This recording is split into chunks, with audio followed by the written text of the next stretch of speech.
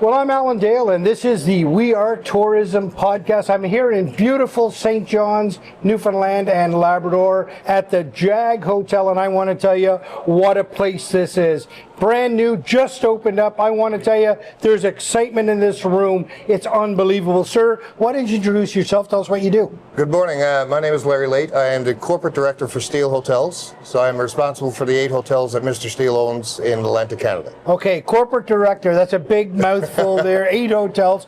Talk to me about the day in job for you, Larry. What does that look like? Basically, the day would be consisting of looking at the numbers for each of the hotels across the province and in New Brunswick.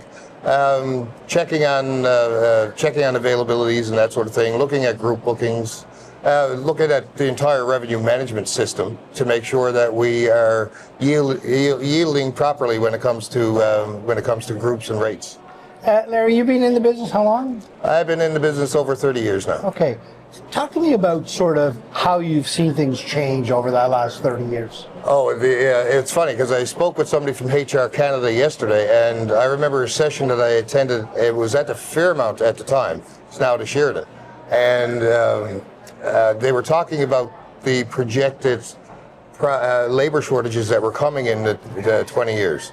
Now, that would have been happened 10 years ago, and we did indeed see the labor shortage start, even before the pandemic, that there were less people looking to work in our industry. And the pandemic actually made it a little bit worse because people went into positions with CRA, senior citizen homes and these sorts of things. So now we're fighting to get them back into the industry, and they are coming back. Right. Not as quickly as we like some days, but they are coming back. So the labor thing has been a huge game changer and a huge shift in attitude. But we seem to be getting our legs back, and people are realizing again now that you can make a full career in the hospitality industry. Yeah, now talk to me about that. Let's stay on that for a second, right?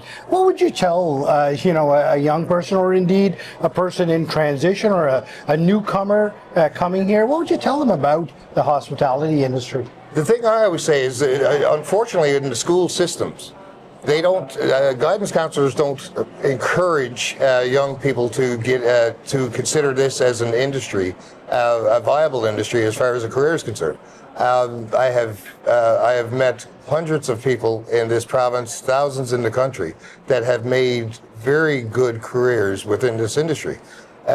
Because there's not a focus in the school system, if a young person were to take advantage of that and start and actually have a focus on doing hospitality programs within a college or university system, they would be getting out at a very young age to start a career that has unlimited potential. Mm-hmm. Now you've been sort of on the front line of all this thing for 30 years, managing hotels, but you also hold a leadership role within hospitality, Newfoundland and Labrador. Talk to me a little bit about that. Yeah, currently I am the hotel motel sector representative.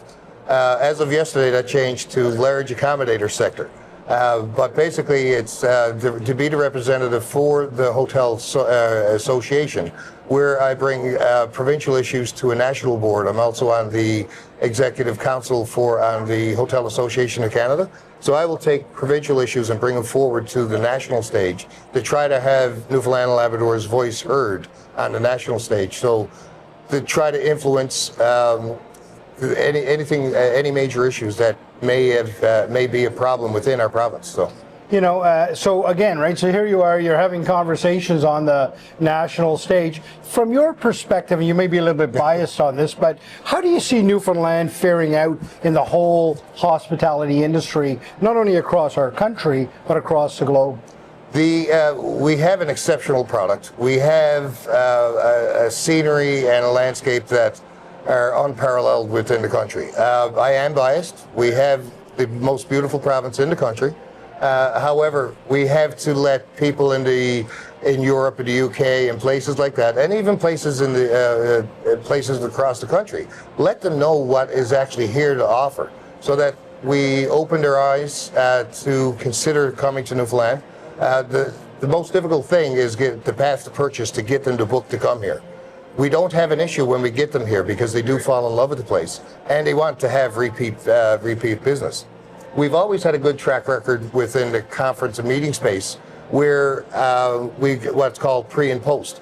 If we have a convention and it's a 3-day convention, a lot of times people would add before or after, right? And take a couple of vacation days, bring your family to come and take advantage of what we have to offer here. And what better way than if you're on a conference and your company or association is paying for you to come in a hotel, so you only have the airfare for your significant other to take with you. Right, yeah.